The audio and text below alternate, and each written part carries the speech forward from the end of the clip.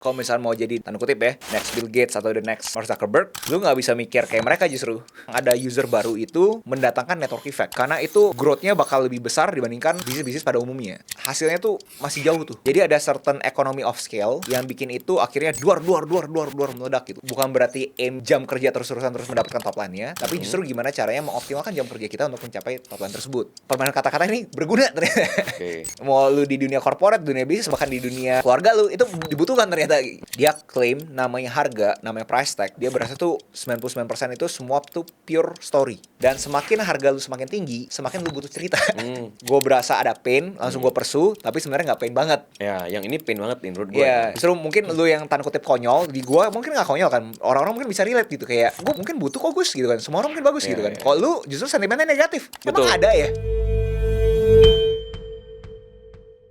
Hari ini kita mau ngobrolin 5 buku yang wajib kita baca sebelum masuk ke 2026. Dan kita mau ngobrolin sama my brother Agus Leo Halim. Luar biasa gue ini panggil lagi ya. Red card udah harus nih kayaknya kali ini. How are you, Gus? Thank you. It's a privilege to be here. Ini hari ini konteksnya adalah udah mau masuk 2026. Dan kita mau rekomen ke teman-teman Fognomics 5 buku yang wajib mereka baca sebelum mereka bikin bisnis di 2026. Dan hari ini bukan cuma mau nge-review, bukan cuma mau rekomen, tapi kita mau sharing juga apa yang kita dapat dari buku-buku itu dan gimana cara aplikasiinnya ke bisnis atau ke finance-nya mereka. Oke. Seru ya? Seru harusnya. Oke. First book yang lu rekomen apa? Mungkin gue kasih konteks ke semua buku yang gue baca yang gue berasa bisa timeless kali ya. Oke. Kalau bener spesifik 2006 kayak gue nggak bisa baca spekulasi makroekonomi ya. Oke.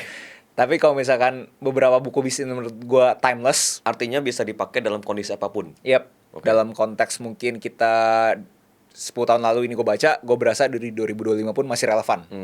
Jadi itu mungkin beberapa buku yang bisa gue sharing gitu loh. Oke. Kalau yang benar-benar berkorelasikan dengan industrinya gue, Zero to One, Peter Thiel. Zero to One, Peter Thiel. Oke. Apa intisari yang kita bisa dapat nih dari buku ini? Yang paling ekstrim sih Be Contrarian. Jadi mungkin buat yang nggak tahu background Peter Thiel, dia itu adalah salah satu penemu PayPal juga, dan abis itu dia juga salah satu investor Facebook. Jadi dia mungkin agak bias terhadap industri teknologi di Amerika Serikat. Nah tapi gue sebagai orang yang punya aspirasi di industri teknologi juga, pas baca buku itu menurut gue menarik gitu, bahwa lu kalau misalnya mau jadi the next, tanda kutip ya, next Bill Gates atau the next Mark Zuckerberg, lu nggak bisa mikir kayak mereka justru. Lu harus kontrasin itu. Nah itu nge-trigger gue, jadi kalau misalkan bikin suatu produk teknologi, kalau bisa tuh kontras ke sesuatu yang udah ada. Dia ada ngelebar, dia bahkan perkataannya cukup ekstrim, dibilang competition tuh for losers. Lu kalau misalkan punya kompetisi, lu berarti lu tuh orang yang pecundang. Kenapa gitu? Karena dia punya teori, kalau misalkan makin banyak kompetisi, berarti kan makan kita punya margin kan. Rasional make sense sih. Kuenya kebagi. Contoh yang mungkin yang paling umum ya, kita ngomongin bisnis F&B gitu kan ya. Semua orang bisa buka F&B gitu kan ya. Jadi alhasil semakin banyak kompetisinya, makan lu punya margin. Dia berasa dia nggak suka bisnis kayak gitu. Lu justru harus bikin bisnis yang cari gimana caranya kompetisinya itu kagak bisa bertanding sama lu. Bahkan dia bilang semua startup yang sukses itu harus aimnya tuh for monopolistic. Harus aimnya tuh monopoli. Karena sebegitu susahnya compete sama mereka. Contoh dia ngobrolin waktu itu, kalau nggak salah studi kasusnya Google. Google itu mungkin terlihat kayak di mata kita orang awam tuh sebagai cuma search engine tok gitu. Tapi dia punya proprietary technology, kayak teknologinya itu sebegitu banyak dinamikanya, buat orang tuh susah compete sama Google. Nah itu yang dia suka tuh, bisnis-bisnis kayak gitu, yang punya proprietary technology. Terus dia ngelebar juga, gimana caranya bisnis lu itu punya network effect. Buat orang yang kagak tahu network effect, basically kalau misalkan lu bahasa lah, itu menurut gue paling gampang tuh. Contoh lu bisa bahasa Indonesia, tapi sekeliling lu gak bisa ngomong bahasa Indonesia. Berguna gak? Enggak. Gak guna kan? Nah terus mendadak ada orang lain gitu kan, bisa bahasa Indonesia, ya kan? Terus ada satu orang gak bisa bahasa Indonesia. Satu orang itu mau kagak mau belajar kan? Karena lu sama teman lu bisa bahasa Indonesia, yang satu orang itu nggak bisa bahasa. Ya. Nah, makin tuh network effect-nya kesebar. Dia suka di mana bisnis orang ada user baru itu mendatangkan network effect. Oke. Karena itu growth-nya bakal lebih besar dibandingkan bisnis-bisnis pada umumnya. Oke. Itu dia cari juga. Terus dia juga ngomongin terhadap scalability. Kenapa teknologi itu buat dia suka? Karena leverage-nya tinggi banget. Tadi kita ngomongin network effect, orang pertama, orang kedua, orang ketiga, orang keempat, code-nya kan satu. Ya. Jadi dipakainya terus-terusan tuh. Mau satu, mau dua, mau tiga, mau empat tuh terus-terusan. Jadi itu dia akhirnya jadi bullish banget terhadap industri teknologi. Oke. Gue pengen komen dikit sama Peter Thiel. Karena kan dia lumayan bias ke startup tech ya. Kalau misalnya kita mau aplikasiin ke conventional business dengan prinsipnya dia, menurut lu gimana? Being contrarian deh misalnya. Iya itu gue... Misalnya F&B ya. Iya. Gimana cara lu ngebedain lu jadi lu gak ada kompetitor nih? Itu balik lagi ke poin dia terhadap untuk jadi bisnis yang kayak Google, lu monopolistik, lu kan harus ada mode-nya. MOAT. Kayak lu harus bisa lindungin bentengnya lu kan. Dimana kalau misalnya F&B, barrier to entry-nya itu terlalu gampang menurut dia. Kayak bisnis-bisnis itu seperti yang tanda kutip ya race to the bottom. Siapapun yang lebih murah bisa gitu. Jadi be contrarian in that sense susah. Tapi be contrarian in dalam konteks bis modelnya menurut gue bisa. Contoh mungkin kita ngomongin bisnis kopi. Ya gue gak tahu siapa duluan lah ya. Contoh kita ngomongin bisnis kopi, mungkin dulu itu pikirannya bisnis kopi itu cuma konsumsi FMCG tok. FMCG tok dia pikir gue mau bikin value added, gue mau kontrasin gue bikin restoran, gue bikin cafe. Terus udah bikin restoran kok cafe tapi nggak semua orang mau nongkrong. Gue bikin contrarian deh, gue bikin versi Grab and Go-nya. Terus Grab and Go tapi nggak semua orang itu mau datang ke gue punya outlet gitu kan ya. Gimana caranya gue bisa distribusin kopi itu lebih cepat lagi? Oh ternyata gue bisa bikin suatu capex, yaitu kita ngomong sepeda dorongnya, electric cart-nya ya. Electric cart buat bisa muter-muter. Jadi be contrarian-nya itu bukan dalam konteks produk in a sense, tapi dalam konteks distribution game-nya gitu dan business modelnya. Oke. Very good. Ada lagi dari Zero to One? Network effect itu kan tadi udah ngomongin ya, tapi itu berkorelasikan dengan yang namanya compounding. Jadi kenapa Zero to One itu dia berasa sesuatu yang susah? Karena hasilnya tuh masih jauh tuh. Jadi ada certain economy of scale yang bikin itu akhirnya duar meledak gitu. Tapi nggak banyak orang tuh bisa tahan nafas sampai sana gitu loh. Nah itu kenapa gue bisa tanda kutip berkecimpung di industri ini, karena gue tahu bahwa emang industrinya by nature itu susah, nggak linear gitu loh, stagnan, duar meledak gitu loh. Jadi itu menurut gue relevan buat orang-orang yang pengen di industri teknologi. Tapi kalau misalkan industri-industri yang straightforward, contoh tanpa mengurangi rasa hormat, contoh ke agency, jualan jasa, atau yang dagang, ya lu nggak bisa rugi gitu kasarnya kan. Kayak lu udah pastiin, kayak lu udah jualan dapat capex lu, ya lu harus bisa jualan gitu. Dan itu juga ada di bukunya dia gitu. Dia argue salah satu kesalahan founder pada umumnya di dunia startup adalah lebih peduli sama produk dibanding sales. Gue lupa lah, gue paraphrase kayak along the line of dia bilang katanya sales is as much as important as the product. Karena ya kita ngobrol ya ngobrol begonya juga make sense lah ya. Lu ada produk nggak bisa jualan juga percuma kan gitu kan. Dia juga ada lebar terhadap lu harus tahu lu tuh lebih ada di bisnis yang seperti apa. Contoh kalau misalkan lu emang bisnisnya itu benar-benar butuh diri lu sendiri sebagai sales, ya lu harus pastiin ya lu tuh maju sebagai sales. Banyak beberapa orang berpikir kayak seakan-akan nanti sales orang lain aja gitu loh. Tapi kalau misalkan bisnis itu tuh kompleks, kayak contoh waktu itu kalau nggak salah di bukunya tuh ada kasih tahu, bukunya si Peter Thiel, dia kasih contoh si Elon Musk, SpaceX. Itu kalau bukan Elon Musk yang ngobrol sama NASA atau siapa lain, ya mungkin orang nggak peduli gitu kan. Jangan berpikir kayak seakan-akan kayak pokoknya semakin kompleks bisnisnya lu, harus lu yang maju jadi sales. Karena kalau misalkan itu kompleks, berarti kan harus dijelasin sama orang yang ngerti. Which is foundernya yang harusnya asumsinya ngerti gitu kan. Kalau misalnya lu mau delegasin sales, menurut dia itu produk tuh benar-benar very dumbed down banget. Itu happen ke LinkedIn ya berarti ya. Di awal-awal harus lu yang maju ya. apakah Linkit itu produk yang sebenarnya kompleks banget? In my opinion, untuk orang awam agak kompleks untuk dimengerti di awal sih. Karena lumayan baru this industry ya di Indonesia. Lebih tepatnya kalau dikontekskan ke Linkit, industrinya dari dulu ada, tapi selalu tanda kutip cuma di innovatornya nih, early majority-nya. Nggak pernah bisa crossing the chasm, bisa mainstream. Betul.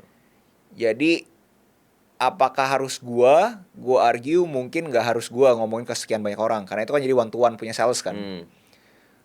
Jadi emang sebenarnya bisa one to many, tapi gua emang butuh suatu titik di mana kalau misalkan udah dapat 700.000 sampai 1 juta user, ini baru bisa gede nih. Karena bisa gede karena kan ada network effect-nya. Nah, menuju ke 1 jutanya itu yang gua mungkin tanda kutip harus one on one, tapi technically nggak harus gua juga gitu, harus bisa semua orang lain, tapi gua harus tahan badan menuju 1 juta user tersebut. Oke. Untuk teman-teman yang mau mulai bisnis, kita ngomongnya di 2026 let's say. Mau aplikasiin prinsip Peter Thiel ini, 0 to 1 ini, lu suggest mereka bikin bisnisnya ke arah tech kah? Kalau mereka benar-benar mau pakai prinsip si Peter Thiel ini? Kalau misalkan dalam konteks Peter Thiel, yes ya. Benar. Tapi kalau misalkan bisa lebih di generalisir, menurut gua satu timeless business advice yang harusnya bisa dikontribusikan ke semua lini bisnis, menurut gua adalah network effect. Network effect itu orang-orang berpikir kayak seakan-akan lah, kan gua nggak ada tech, Gus, gimana cara gua bisa network effect-nya gitu kan ya. Ada lu, kita ngomongin kopi gitu kan ya, kopi dapat gitu kan ya, gua bilang enak, ngomong ke sebelah enak juga. Ada network effect-nya juga kan, walaupun nggak se-scalable industri tech, tapi network effect harusnya tetap jadi goal semua bisnis gitu. Prinsip itu bisa diaplikasiin ya, karena basically kalau misalnya lebih dumb down lagi, bahasa gobloknya apa sih ya, word of mouth kan. Kayak gua di ekosistem ini memberikan suatu kontribusi nilai ekonomi ke orang yang begitu masuk lagi gitu kan, terus masuk lagi gitu. Oke, buat teman-teman yang di 2026 berencana untuk bikin bisnis di industri teknologi, this is very recommended ya. Oke. Dari buku ini, gue mau tambahin dikit, ada, ini menurut gue yang menarik ya. Dia bilang ada 7 pertanyaan yang harus kita jawab dulu sebelum kita bikin bisnis. Ya kayak ada deh di chapter-chapter akhir tuh. Mungkin kita share cepat aja kali ya. Yang pertama kayak, can you create breakthrough technology instead of incremental improvements? Kedua, is now the right time to start your business? Terus, monopoly question, are you starting with a big share of a small market? Terus keempat, do you have the right team? Kelima, do you have a way to not just create but deliver your product? 6, will your market position be defensible 10 to 20 years into the future? Yang terakhir, have you identified a unique opportunity that others don't see? Ada komentar gak? Yang paling susah sih yang niche market itu sih. Yang terakhir ya? Yang keempat deh, yang niche market, yang lu bisa attack gak satu group of people yang suka banget sama lu. Oke. Kenapa? Karena nyari susah. Kalau nyari yang kayak contoh kopi gitu kan ya, kayak suka nih, enak gitu kan, ya udah gitu kan. Tapi bener kayak suka banget gitu kan. Karena dia mau attack ke sana, karena kan balik lagi dia mungkin ada bias terhadap Facebook kan. Dia berasa Facebook itu dimulai dari college campus. Ya kan, dari college campus kemana-mana terus kan. Jadi lu attack satu market dulu, market itu nanti udah jadi ada network effect-nya, jadi lebih gampang gitu. Tapi buat orang-orang yang mungkin agak nggak intuitif, ya berarti gue nyari fans garis keras. Kalau fans garis yang bukan fans tapi mau produknya gue gimana? Tapi argumennya Peter Thiel, kalau misalnya lu cater ke orang-orang yang terlalu mediocre awal-awal, produk lu pun jadi mediocre. Mediocre in a sense of kayak orang itu nggak bisa diprofiling kan ya. Kalau misalnya Facebook kan ya baik lagi karena tech product, jadi bener spesifik kayak ini buat college campuses punya orang gitu kan. Oke. Jadi buat yang mau bikin, jawab dulu 7 pertanyaan ini ya dari B30 ya. Walaupun susah ya, gue tahu itu susah banget itu jawabnya. Gimana caranya 10-20 tahun ke depan masih bisa kan? Iya. Itu menurut gue paling susah sih, proprietary technology, kayak lu bisa membuat teknologi yang orang tuh susah compete sama lu. Ya bahasanya defensible 10 sampai 20 tahun ke depan. Itu sih gue berasa sih, ya lu kalau misalnya bisa harusnya nggak nonton Fognomics harusnya. Harusnya lu ke Amerika Serikat, lu ke Silicon Valley. Jadi jangan sampai lu nggak mulai karena nggak bisa jawab pertanyaan ini. Iya, benar. Kita orang-orang pada umumnya harusnya. Oke, itu Zero to One. Buku kedua, Gus.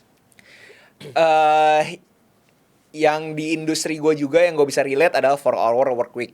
4 Hour Work Week by dari Tim Ferriss. By Tim Ferriss. Ya. Itu dia banyak banget ya permainan jargon-jargonnya. Ada yang namanya Parkinson Law, ada yang namanya Pareto's Law, ada yang namanya Deal. Tapi basically yang bener-bener nyantol di otak gue waktu itu pas baca buku itu adalah ya relatif sama absolute income.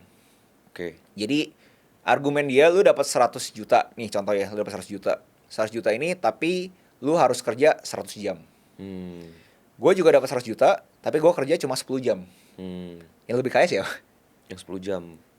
Harusnya kan? Harusnya. Nah, jadi itu agak nge-trigger gue. Jadi berarti kan nggak peduli sama top line-nya dong. Justru peduli sama inputnya berapa banyak untuk menghasilkan top line tersebut. Ya. Gimana podcast hari ini? Seru banget kan? Podcast ini didukung oleh Linkit.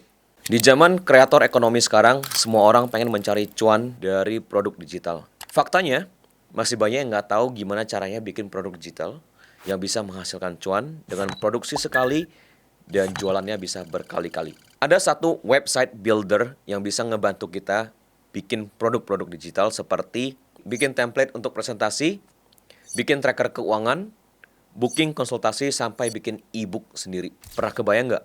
Nulis buku, publish buku sendiri, dan bisa langsung dijual di website builder ini. Website ini namanya Linkit. Saat ini sudah ada lebih dari 1 juta users di Linkit. Banyak dari mereka yang sudah menghasilkan cuan 2 digit, 3 digit, dan bahkan miliaran setiap bulannya. Ini saatnya bikin dan jual produk digital kita sendiri. Bahkan kalau kita nggak punya produk digital kita sendiri, kita bisa daftar jadi afiliator dan kita bisa dapat cuan dari jualin produk-produk dan karya-karya orang lain. Tunggu apa lagi? Jangan ketinggalan dapetin cuan dari jualan digital produk. Buka browser kamu sekarang dan mulai bikin akun Linkit. Gratis. Pas gue baca ini di umur 20-an sih, karena sih kayak anjrit ya. Berarti bukan berarti aim jam kerja terus-terusan terus mendapatkan top line-nya, tapi justru gimana caranya mengoptimalkan jam kerja kita untuk mencapai top line tersebut. Oke. Dia ada ngomongin ngelebar lagi, kayak contoh sama-sama 100 juta, 10 jam kerja, tapi lu tinggalnya di Amerika Serikat. Berarti kan lu punya kos Amerika Serikat kan? Yeah. Sedang gue, pengeluaran bisnis gue, dan gue tinggalnya di Filipina. Oke. Ya kan? Pastinya gue lebih rendah dibandingkan lu. Yeah. Jadi di bawahnya bahasanya dia itu relative income, pastinya jadinya gue lebih gede dibandingkan lu. Oke. Nah, aim di sana. Menurut gue itu ada suatu business advice yang kadang-kadang itu kita itu kedistorsi sama obrolan nongkrongnya pebisnis lah. Ya gue nggak tahu lu bisa lihat atau nggak ya, obrolan nongkrong pebisnis kalau misalnya ajak nongkrong apa sih? Omset lu berapa bos? Ya kan? Tahun ini gimana? Stagnan atau enggak gitu kan ya? Sebenarnya semua yang di atas ini tanda kutip gak berfungsi kan. Kalau misalkan kita punya OPEX, kita punya pengeluaran gede gitu. Oh ya, omset gue 2 miliar, tapi OPEX gue 1,95 M, ya kan? Berarti cuma untung 50 juta gitu kan. Nah, jadi hal seperti itu sih menurut gue menarik sih di 4 Hour Work Week. Oke. Dia ada ngomong nggak, Gus, gimana caranya misalnya 100 juta tapi cuma kerja 10 jam? Ada sih, dia punya jargon namanya deal. Jadi D-nya itu adalah definition, E-nya itu adalah elimination, A-nya itu ada automation, L-nya tuh baru liberation. Jadi definitionnya lu goalnya apa nih? Contoh 100 juta ya kan. Terus E-nya adalah lu benar-benar eliminasi. Lu breakdownin hal-hal yang menurut lu kagak penting. Yang semuanya itu kalau misalkan simpelnya ada bedanya nice to have sama must to have. Fokus ke must to have bahasa Indonesia apa ya? Yang harus sama yang ingin. Yang ingin tuh dismiss. Terus automation. Sebisa mungkin lu punya ada breakdownin rekeningnya itu dibagi-bagi. Contoh ada rekening bener pure untuk lu punya pengeluaran, ada rekening yang buat lu invest, ada rekening buat lu pakai setiap harinya.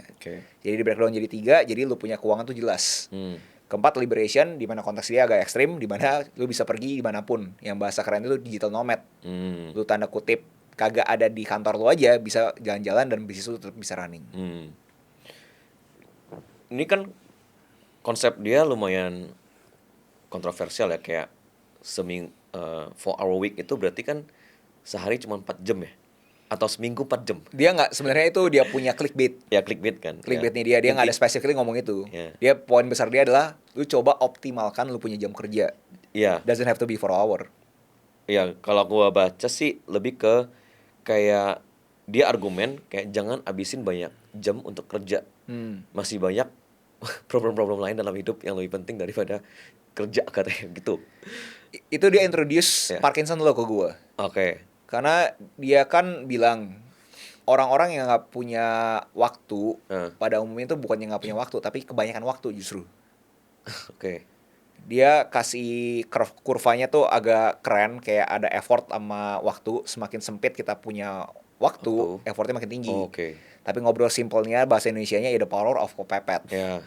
Nah, tapi otak manusia pada umumnya pas ngelihat sesuatu yang panjang deadline-nya pasti nyantai. Umum lah kita lah. Kita ngomongin dari kita sekolah kan. Ulangan masih panjang, disuruh nyicil juga nggak punya rasa keinginan untuk nyicil. Or at least buat gue lah ya, gue nggak tahu buat lu ya. Sama. Jadi nggak ada kepentingan itu, tapi begitu deadline-nya dikecilin langsung ekstrim. Nah, di argue itu harus lakukan ke lu punya to-do list. Semua to-do list yang lu berasa itu kayak contoh butuh waktu setahun, butuh 2 tahun, hajar. Dan ini gue mungkin bisa kaitkan ke Elon Musk. Elon Musk pernah cerita, katanya lu punya audacious goals yang 10 tahun itu kompres ke setahun. Wow. Ya itu mungkin agak ekstrim ya, di Elon Musk ya. Kita kan Agus Lewalun dan Wiwin ya. Jadi ya mungkin kurang bisa relate ya. Jadi apa dia berhasil? Ya balik lagi, ya lu nggak berhasil pun jadi lu kebayangkan. Jadi dia tuh argumennya adalah lu tuh undervalue lu punya gerakan selama setahun, dan lu overvalue lu punya kemampuan 10 tahun. Jadi kita memfiksikan timeline-nya kita. Jadi ini kita nggak ada waktu selama ini nih. Kita nggak punya waktu selama ini. Ya, jadi lu harus cerita fiktif kayak seakan-akan gue punya agenda 100 juta per bulan. Literally dalam waktu 6 bulan gue harus hit itu gitu. Karena itu bikin lu trigger terus kan. Karena kalau misalnya lu berasa ya nyantai lah. Go with the flow gitu kan. Dan walaupun nggak hit, mungkin dari yang setahun tadinya mungkin let's say 2 tahun dibandingkan 10 tahun tadi. Exactly. Apa yang menarik yang bisa kita aplikasiin ke teman-teman yang mau bikin bisnis di 2026 dari this 4-hour week? Dia ada introduce Pareto Law, itu menurut gue menarik juga. Contoh, kita harus bisa lihat kita punya aktivitas 20% yang paling menghasilkan. Itu menurut gue menarik. Karena dulu itu mungkin tanda kutip pas masih belum punya pengalaman, semua juga aku kerjain. Dengan harapannya ya berasa produktif gitu loh. Tapi ternyata spending waktu 80%-nya itu ke hal yang gak produktif, itu membuyarkan gue juga. Might as well di perusahaan A, gue fokus ke 20% yang gue bisa lakukan, dan itu gue tahu itu yielding paling gede. Nah itu menurut gue relevan tuh timeless business advice-nya. Coba lu cari dari sekian banyak aktivitas keseharian lu, cari 20%-nya nih. Contoh lu di sehari ini ada 10 aktivitas. Cari 2 aktivitas yang benar-benar menurut lu tuh yielding paling gede. Fokus di sana. Tapi argumennya apakah untuk yang baru mulai di awal gak bisa aplikasiin itu dulu gitu? Kayak harus semuanya dikerjain dulu. Nggak paham. Misalnya kayak lu awal-awal kan semua lu kerjain kan gitu. Oh iya benar. Ya kalau dalam konteks kita mencari data tersebut ya harus ada kuantitasnya dulu dong. Begitu ada identifikasi data tersebutnya lah baru lu bisa memberikan konklusi, oh ternyata emang 2 aktivitas ini yang bisa menghasilkan paling gede. 8 aktivitasnya mungkin yang tanda kutip nggak berfaedah. Ya contoh konkretnya apa sih? Contoh lu dari 10 aktivitas mendadak ada meeting A, B, C, D, F, G. A, B, C, D, F, G pas lu lagi coba daily atau weekly atau monthly recap, lu berasa ini kok nggak berguna ya buat gue. Yang 20% yang lu rekomen untuk lu fokusin apa? Buat ya bisnis beda loh cuy. Contoh, dan tergantung kompetensi orang-orang kan. Contoh yang menghasilkan sales. Kalau lu jago sales, tapi kalau misalnya orang nggak jago sales nih nggak bisa relate kan. Ya contoh orang yang jago report, ya berarti lu fokusnya ke report tersebut lah gitu loh. Yang bisa move the needle lah. Oke. Atau teknikalnya ya, mungkin dia orang coding misalnya, dia fokus di 20% di situ gitu. Ya benar-benar fokus ke coding yang dia ngerti gitu kan. Jangan tanda kutip so-soan, oh gue udah bisa back end, gue mau coba front end lah. Which is gak ada yang salah, tapi jangan fokus di sana gitu loh. Fokusnya di hal-hal yang dia yang 20% ini. Menarik. Ini kita bisa relate ke buku Deep Work gak sih? Dari Cal Newport. Kayak, ya kan dia bilang kayak,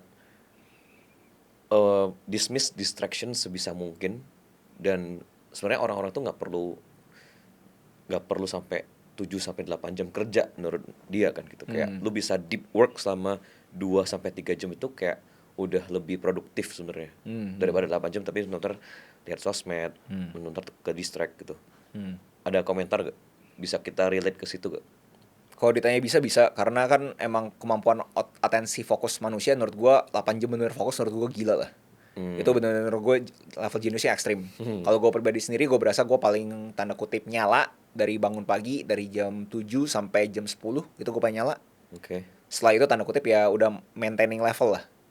Jadi ya ngejawab pertanyaan lu, justru orang-orang yang 20% ini segala macam yang udah teridentifikasi aktivitasnya apa, itu kalau bisa di prime time-nya lu tuh.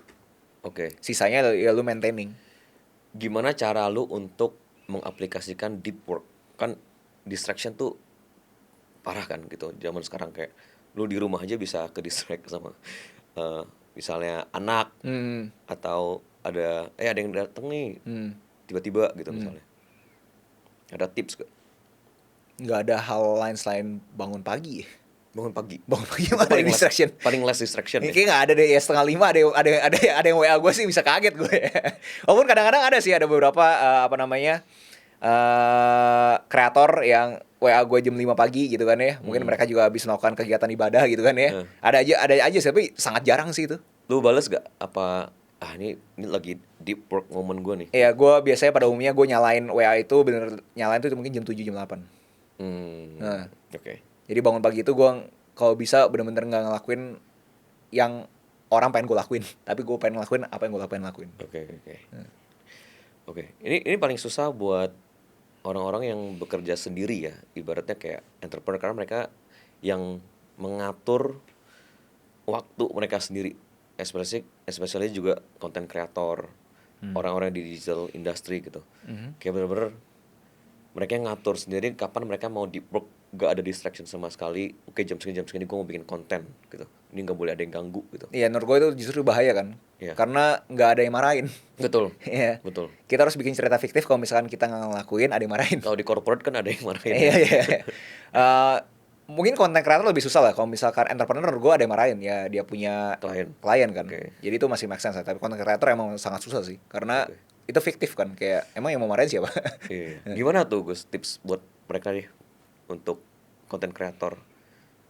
Cerita fiktif sih, nggak ada yang lain. Lu fiktifin ke bahwa emang kalau misalkan gue ngelakuin ini berarti gue itu pecundang.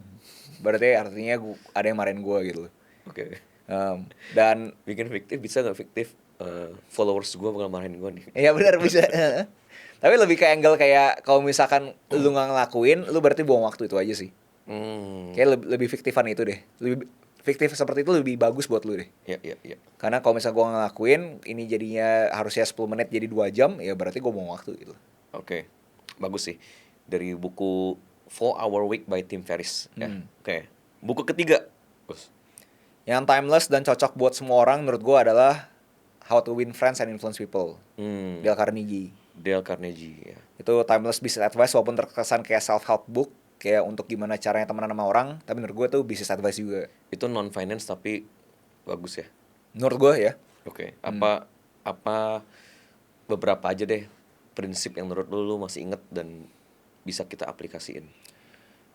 Yang masih gue terima mentah-mentah sih, tanda kutip the power of small talk ya. Gue tuh parafrase, nggak harus kayak gitu ya, tapi basically dia ngomong gitu loh. Kalau misalkan lu ada suatu klien yang lu inginkan gitu, atau suatu orang yang lu pengen coba temenan atau influence, dia itu bilangin lu nggak bisa langsung transactional. Ya kayak mungkin di sini buat analogi kena ya, lu datang ke suatu pasar ya, orang kan langsung teriak kan, pak sini pak gitu kan ya. Pasti orang berasa apaan sih gitu kan ya. Dia harus mikir gimana cara lu masuk di non transactional. Di semua orang tuh transactional. Contoh dia yang lebar ya, itu pentingnya ya lu punya multidimensional lah gitu kan, kayak lu bisa ngobrol hal yang lain gitu. Lu tahu gak ada tren olahraga namanya High Rocks gitu, udah nggak ada lagi lo gitu kan. Oh iya gue juga udah ngikutin lo kan, jadi ada suatu kesamaan itu. Dan dia tuh kasih tahu gimana caranya lu udah nyampe kesamaan itu. Nah itu lu udah jadi temen dan lebih gampang nge-influence dia dibandingkan yang bahasa simpelnya cold kan, kayak dingin gitu kan, kayak apaan sih, udah dingin aja langsung minta itu kan. Mencari common ground ya. Mencari common ground. Terus dia ada ngelebar terhadap gimana caranya orang tuh bisa menerima kritik.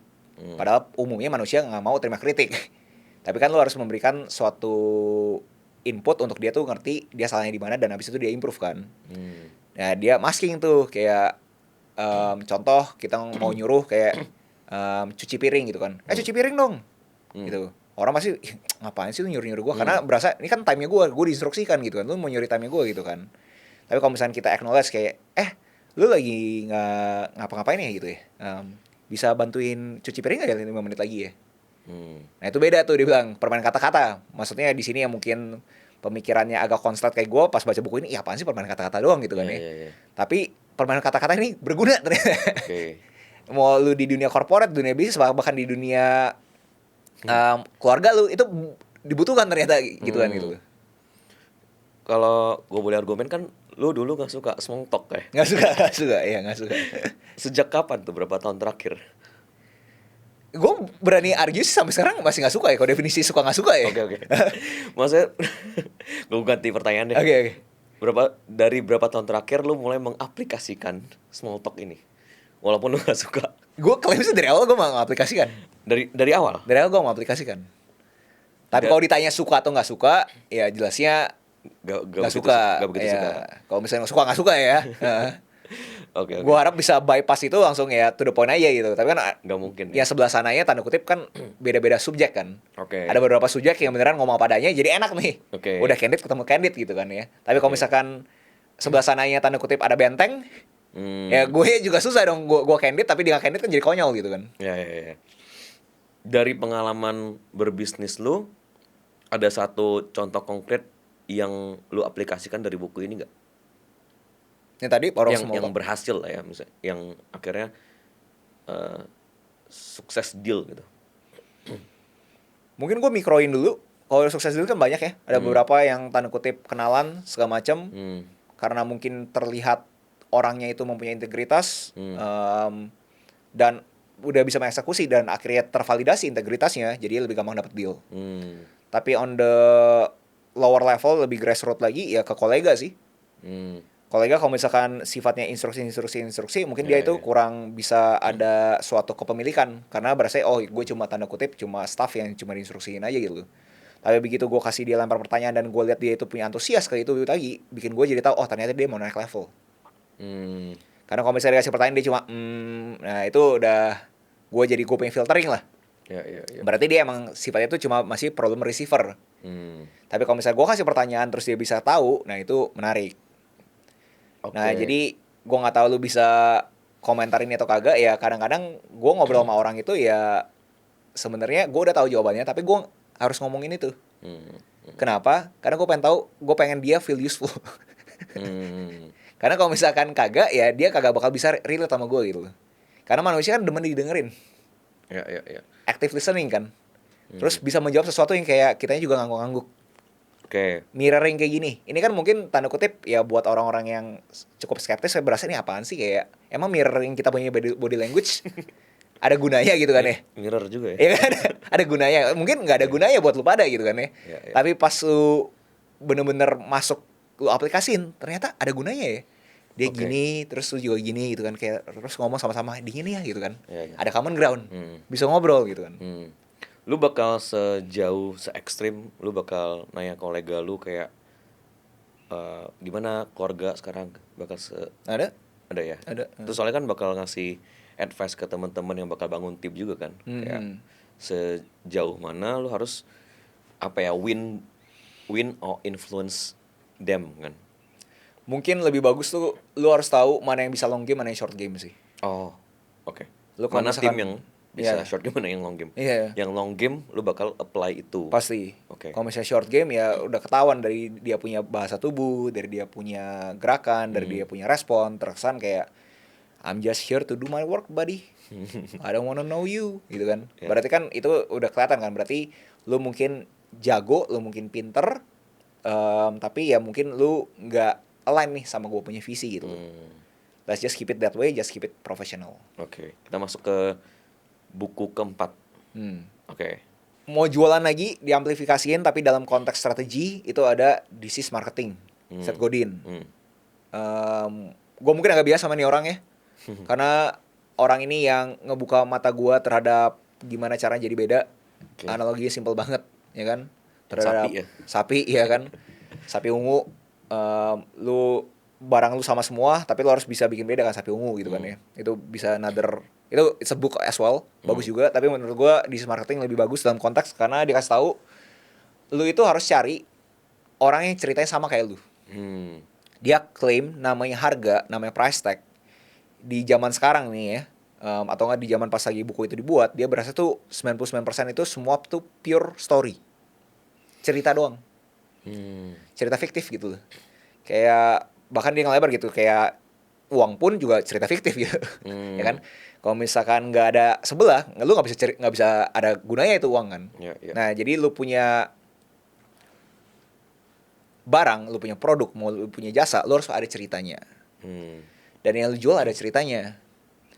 Dia bilang adalah kayak waktu itu kalau nggak salah, lu mau jualan drill bit bor.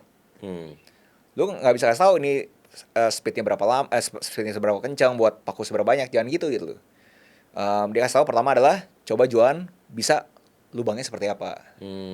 Habis itu bisa masuk paku seperti apa. Terus bisa masuk tulisan seperti apa. Atau lukisan seperti apa. Lukisan itu gunanya buat apa ditaruh? Karena buat suaminya nggak dimarahin istrinya.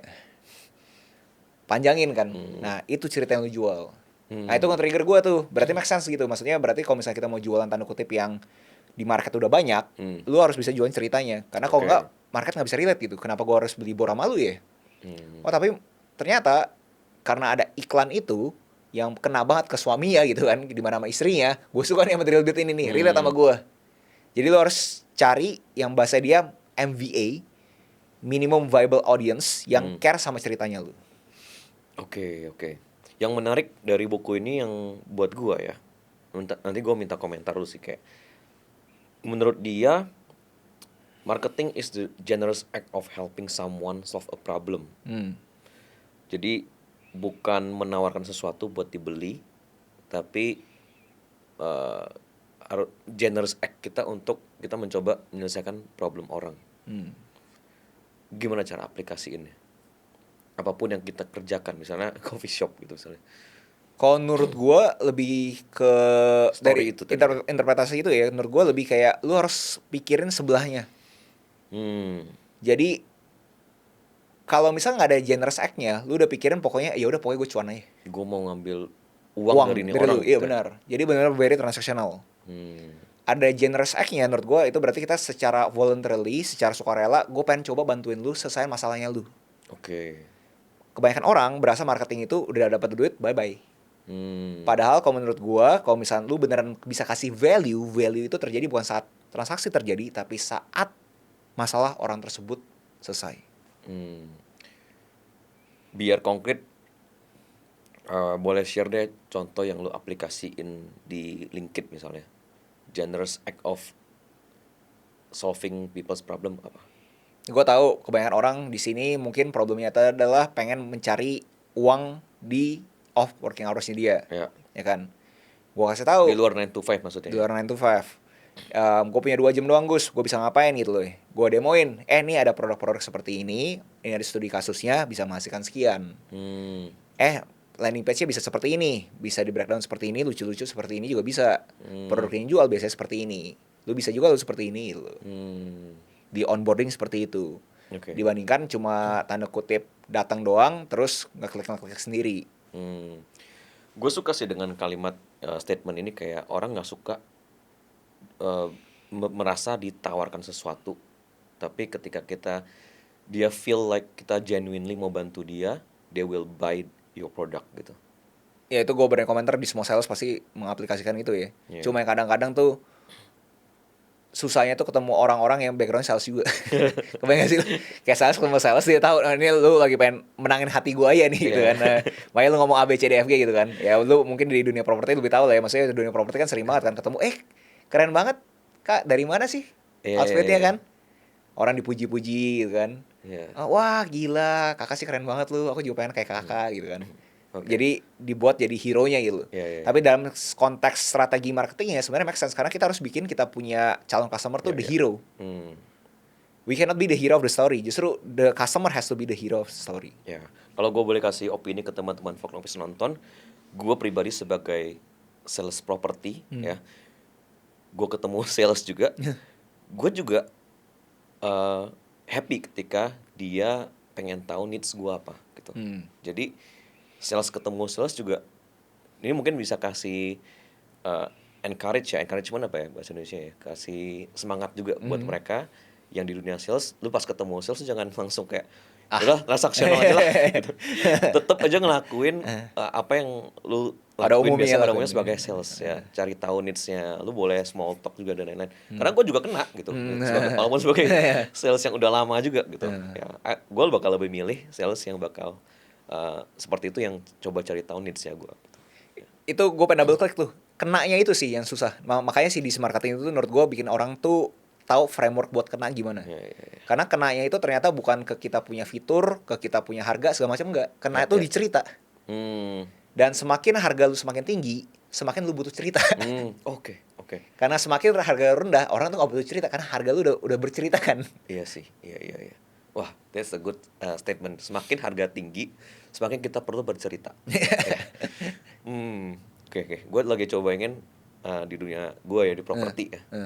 Bener juga sih. Semakin banyak, semakin mahal rumah itu, semakin perlu bikin konten yang ada storytellingnya. Benar, ya. Benar. Oke. Ini ruangan ini bisa buat kakak-kakak main-main. Lu bayangin teman-teman udah datang, keluarga datang. Iya, di sini main lu punya fireworks gitu kan, seru banget di taman. Masak hotpot di situ. Ya, makanya exactly. Bener juga sih. Nah, ini bagus juga insight buat teman-teman yang mau bikin bisnis. Lu tahu lu mau jual produk seperti apa, pricing lu seperti apa, semakin mahal semakin butuh story. Iya. Okay. Dia ngelebar lah, dia ngomongin contoh Apple gitu kan. Dia berasa Apple itu udah bukan technological company menurut dia. Jadi? Ya dia udah pure katanya there's no tech kayak. It's a storytelling company. Yang dia jual apa sih logonya?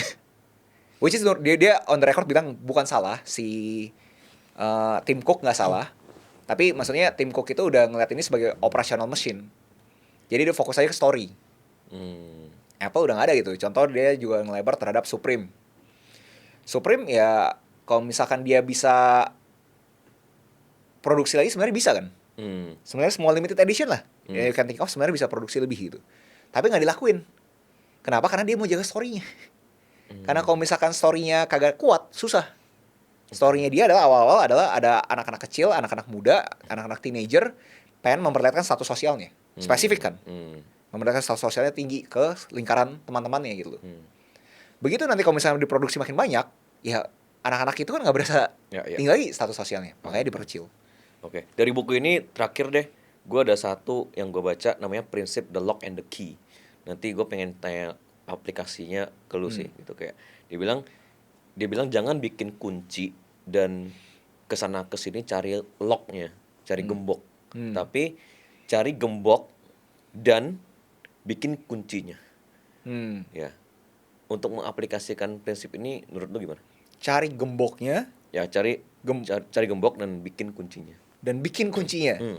Jadi ngomong kasarnya lu harus cari masalah, terus kaitkan ke solusi. Ya. Daripada lu bikin solusinya terus kesana kesini cari masalahnya.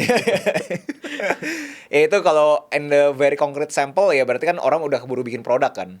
Iya. Udah bikin produk kayak please beli dong produknya gue udah bikin lo capek-capek lo masa gak ada yang mau beli sih ya kan. Menurut gue sih di sentimen itu gue setuju ya. Lo harus bener specifically tahu problemnya apa gitu lo. Gue selalu bilangin ke orang-orang, lu as long udah tahu ada masalah, lu kejar masalah, gampang banget lu cari solusinya gitu. Nah kalau cara konkretnya gimana? Contoh kita ngomongin yang selain kopi apa lagi ya? Virtual office lah. Contoh orang itu punya masalah gimana caranya gue punya office yang keren tapi nggak usah bayar sewa mahal-mahal. Gak usah beli interior. Gak usah beli interior ya kan. Ya udah deh, gue cari deh virtual office. Nah kita ada virtual office gitu. Jadi specifically ke masalah apa sih orang-orang yang lu pengen coba serve. Nah lu kasih solusinya. Oke. I think prinsip ini bisa diaplikasiin sih buat teman-teman yang mau bikin bisnis di 2026. Kayak cari pain point-nya dulu ya. Masalah yang terjadi, apa yang lu mau solve gitu. Ya tapi gue pengen double click tuh ya. Gimana? Jangan, pain point ini kadang-kadang tuh suka kedistorsi sama mungkin pain point yang nggak penting-penting amat. Kebayang sih lu? Gimana ya? Gue mungkin ada pernah cerita dikit kayak gue pernah pengen coba solve pain traveler yang pengen bikin itinerary sama temen-temen nih. Iya. Jadi kalau nggak tahu itinerary apa itu basically adalah to-do list yang mau dikerjakan pas lu lagi liburan gitu kan. Gue pengen coba solve that pain gitu. Tapi ternyata pain itu nggak big enough, nggak strong enough buat orang tuh mau bayar. Iya. Jadi menurut gue itu mungkin ada suatu business advice juga buat orang-orang mau coba solve pain. Gue udah solve pain kok, gue ada solusinya gitu. Tapi kenapa orang nggak mau pakai kunci gue ya? Karena pinnya nggak terlalu pin banget. Iya benar. Siapa tahu itu gembok tuh emang nggak mau dibuka pintunya gitu. Kayak nggak apa-apa kok gue pakai Google Sheet. Nah kebanyakan orang tuh mempunyai fantasi di dunia dia bahwa gue bakal replace Google Sheet, gue bakal replace Excel. Gue nggak tahu seberapa banyak lu ketemu orang kayak gitu. Gue bakal replace Excel gitu. Sampai sekarang masih pakai Excel gitu orang-orang gitu. Kalau gue boleh tambahin, lagi sering muncul banget di IG Explore gue itu kayak jasa perjodohan, Gus. Oke. Entah kenapa kan? Entah kenapa ya. Oke. I have no idea. Kayak lumayan ternyata bisnis yang lumayan bagus. Oke. Dan ternyata pain banget untuk argumennya sih kayak orang-orang umur 30-an ke atas itu susah, pain mereka untuk mencari jodoh. Ya, dan it could be a business idea buat teman-teman yang nonton Fognomics ya. Berarti lu counter intuitif ke gua dong. Lu bahwa tapi ini menurut ternyata ini jalan kan justru pain kan? banget ya. Pain banget ya, makanya jalan kan. Iya, betul. Gimana podcast hari ini? Seru banget kan? Podcast ini didukung oleh Edutify. Di era sekarang, semua orang punya potensi buat jadi kreator. Tapi masalahnya, gak semua orang tahu harus mulai dari mana. Disinilah Edutify masuk. Edutify adalah platform belajar yang dibuat khusus buat kamu yang mau upgrade skill di dunia digital. Mulai dari konten, editing, storytelling, sampai memahami algoritma. Bukan teori kosong, tapi ilmu praktis yang dipakai para kreator dan praktisi industri setiap hari.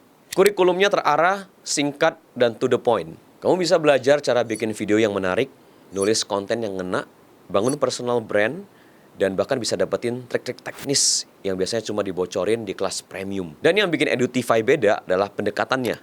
Semua materi dirancang biar mudah dipahami, bahkan buat kamu-kamu yang masih pemula. Formatnya ringkas dan visualnya friendly, jadi kamu bisa belajar sambil praktek, bukan cuma nonton. Edutify juga update terus. Setiap bulan ada materi terbaru, insight terbaru dari algoritma, dan juga studi-studi kasus yang relevan dengan kondisi digital sekarang. Jadi kamu nggak bakal ketinggalan tren. Intinya, Edutify adalah tempat buat kamu yang mau naik level sebagai kreator. Lebih percaya diri, lebih terarah, dan lebih tahu cara main di dunia digital. Kalau kamu serius pengen berkembang, Edutify adalah langkah awal yang paling masuk akal.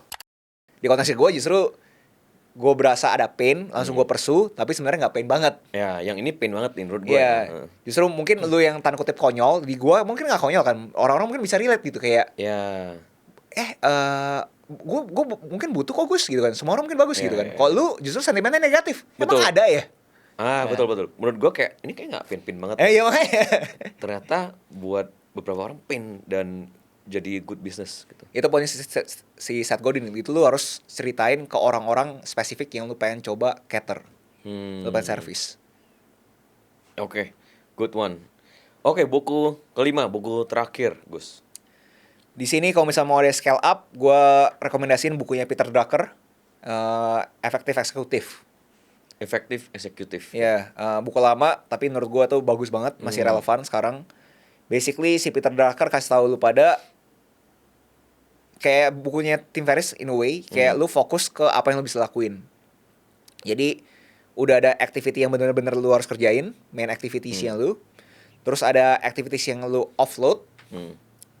Terus terakhir yang lebih penting itu adalah activities yang lu stop doing. Oke. Jadi dia kasih tahu, gue lupa weekly atau monthly, pokoknya lu tulis semua aktivitas lu. Udah selesai, lu coret apapun yang menurut lu nggak boleh lu kerjain, terus lu masukin ke stop doing list-nya lu. Wow.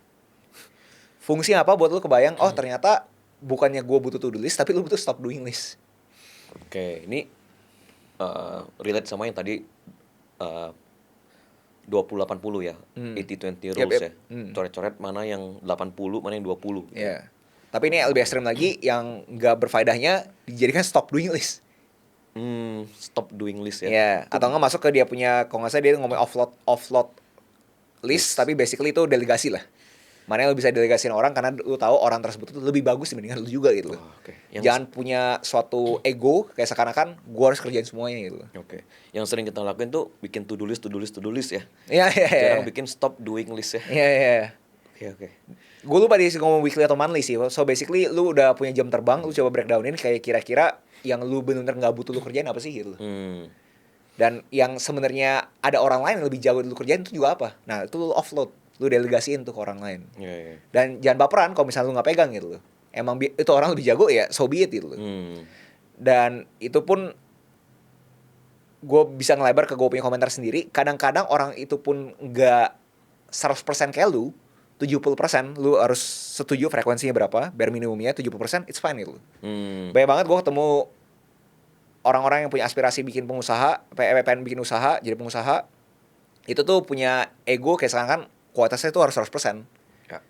Tapi menurut gue tuh nggak bikin bisnis itu scale. Kayak contoh lu kebayang gak sih, kayak McDonald's harus bener-bener semua itu sesuai dengan si McDonald-nya dulu gitu kan. Iya. Pasti kan susah kan gitu kan. Tapi kan mereka akhirnya nyampe ke satu titik, pokoknya kualitas tuh ini loh. X gitu kan, kualitas X gitu. Udah setuju ya ini kualitas ini ya. Standar minimum ya. Ya udah diproduksiin. Paham. Oke. Banyak yang dia juga ngomong si Peter ngomong kayak banyak yang ya pas lihat judulnya efektif eksekutif. Oh, ini buku untuk eksekutif nih. Ya. Nggak harus. Menurut lu ini buku untuk siapa gitu? Buat orang-orang yang mau manage waktunya lebih bagus lagi. Oke. Soalnya dia ngomong kayak definisi dia eksekutif adalah semua orang yang merasa dia punya control over waktunya dia. Yep. Itu semua adalah eksekutif. Dan gimana cara lu menggunakan waktu secara efektif. Lu perlu baca buku ini. Yep. Oke. Ada lagi Gus dari buku ini. I think it's a good book sih. Ya. Buat manajemen highly recommended sih. Buat manajemen. Ya. Mau middle, mau top management, pokoknya yang mungkin kita ngomongin udah di atas 20 orang perusahaannya. Oh, oke. Itu highly recommended. Oke. Dia udah ngomong satu topik focus on contribution. Lo ada komen nggak? Fokus sama kontribusi. Ya, jadi dia bilang basically ini juga bisa relate ke Elon Musk punya story gitu. Dimana Elon Musk kan on record bilang dia bahwa kalau misalkan di Tesla atau di perusahaan yang dia pimpin, lu kalau misalkan datang ke meeting dan lu berasa nggak ada kontribusi, cabut. Karena menurut dia nggak ada gunanya lu di sana gitu kan. Nah itu poin yang bisa kita ambil yang mungkin nggak terlalu ekstrimnya adalah lu kalau misalnya melakukan sesuatu dan lu berasa lu nggak ada kontribusi di sana, itu jadi lu punya stop doing list. Oke. Jadi lu harus pikirin kayak aktivitas ini di meeting ini kira-kira gue ada faedahnya gak sih? Gue masuk ke aktivitas tersebut kira-kira gue ada faedahnya gak sih? Kontribusi, kenapa faedahnya itu sama dengan kontribusi? Maksudnya kontribusi dalam konteks kayak gue bisa nolong dia gak? Bisa nolong aktivitas tersebut gak? Ya. Kalau misalnya kagak bisa nolong, ya berarti lu kagak butuh ada di sana. Oke, jadi dia nggak efektif ya? Nggak efektif. Oke. Bukan nyari efisien ya? Ya. Itu 5 buku yang kita ngobrolin hari ini. Ya. Dan 5 buku ini buku wajib dibaca. Timeless buat gue sih. Timeless, prinsip-prinsip yang bukan cuma di 2026. Iya. Ya. Karena banyak buku itu dicetak udah dari berapa Berkali-kali tahun lalu ya. Oke. Kayak semua itu bisa dibilang mungkin dicetak terus kali ya. 0 to 1, Forward Work Quick. Ya semua sih dicetak terus. Oke, to close. Tadi lu sebelum kita mulai podcast lu udah ngomong kayak lu mau kasih bonus beberapa judul buku yang bisa jadi bisa lu baca sebelum masuk 2026. Iya. Ya. Kita nggak bahas detail, mungkin boleh share. Ada berapa buku? Ya gue reread, gue baca ulang nih. Oke. Akhir-akhir ini buku bisnis ini. Only the Paranoid Survive. Only the Paranoid Survive. Ya, sama Innovator's Dilemma, sama Anti-Fragile. Kalau ditanya benar-benar dimakrokan banget, di zoom out banget, sebenarnya mirip-mirip. Kenapa gue ini reread? Karena gue lagi berasa amit-amit 2026 kenapa-napa nih. Ya kan? Jadi konsepnya adalah premisnya Only the Paranoid Survive, ya lu harus pikirin dong, lu bisa mati karena apa? Oke. Lu harus pikirin kayak, oke, kalau bisa mati, ya harus gimana nih gitu kan? Asumsi 2026 ada terjadi sesuatu nih. Gue harus gimana gitu kan. Terus yang Universal Dilemma adalah lu jangan sampai lu keenakan. Kayak dia kasih tahu contoh di buku itu Intel ya kalau nggak salah ya. Kodak juga. Ya Kodak juga ada mungkin. Pokoknya basically ya kenapa harus Microsoft? Sebenarnya kenapa harus Sony gitu kan? Sebenarnya ada pemain-pemain sebelumnya kan. Karena Innovators Dilemma kan dilemanya di sana gitu. Gue nanti gue punya cash cow gue mainin malah ngegerus gue yang lain kan gitu kan. Dan itu juga akan trigger gue gitu. Sekarang mungkin gue ada bisnis yang lagi thriving banget. Gimana gue innovate nih? Innovate yang memastikan gue punya the core product tuh masih aman. Anti-fragile ya kalau misalnya orang nggak tahu, basically adalah saat ada stress bukannya pecah tapi malah eksponensial. Love the stress ya. Ya, love the stress. Jadi itu yang gue lagi pengen coba re-read. Kenapa? Karena gue berasa relevan yang buat gue 2026 gitu. Jangan sampai gara-gara gue 2025 itu punya suatu kenyamanan, alhasil bikin gue itu ya dilema, ya gue harus paranoid nih sekarang. Lumayan kontradiktif ya. Orang-orang kan biasanya, memasuki 2026 kita harus optimis. Tapi at the same time harus paranoid juga.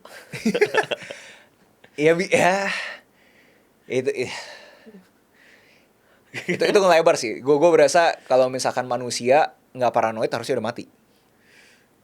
Setuju. Harusnya ya. Jadi, kita udah musnah kan harusnya kan. Kalau misalkan lu bayangin kalau misalkan kita punya great grandparents itu nggak ada paranoid sama sekali, kayak nggak mendadak bangun ada singa gitu kan.